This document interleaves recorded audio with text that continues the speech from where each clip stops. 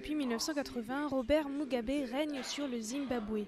Aucune sanction, aucune pression internationale n'ont pu le déloger. Aujourd'hui, loin de céder la place, le chef d'État âgé de 86 ans veut organiser de nouvelles élections législatives avant juin 2011. Une tentative pour se débarrasser de son Premier ministre Morgan Tsvangirai, avec lequel il est obligé de cohabiter depuis un précédent scrutin en 2008. Les partisans de Tsvangirai résistent. Le président doit consulter le Premier ministre avant de prévoir des élections. S'ils ne veulent plus cohabiter, alors il peut y avoir une élection présidentielle. L'idée d'un nouveau scrutin est d'autant plus contestée que les listes électorales ne sont pas fiables. Selon des ONG, un tiers des personnes qui figurent sur les listes électorales sont décédées. Des enfants de 2 ans sont aussi enregistrés comme des électeurs. Les électeurs se demandent ce qu'il va se passer, s'ils seront en sécurité s'ils votent comme ils le veulent. Ils ont peur.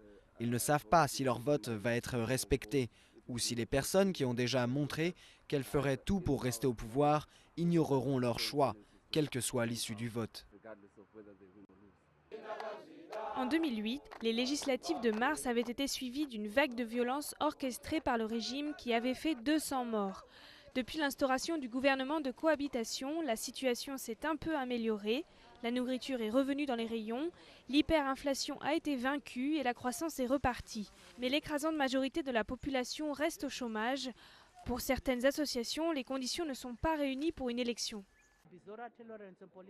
Il ne faut tolérer aucune violence politique. Les candidats et les citoyens doivent pouvoir se rassembler librement. Il faudrait aussi plus de liberté de la presse, particulièrement pour les partis politiques qui ne bénéficient pas d'une égalité dans le traitement médiatique. Des affrontements ont éclaté en janvier entre les deux principaux partis.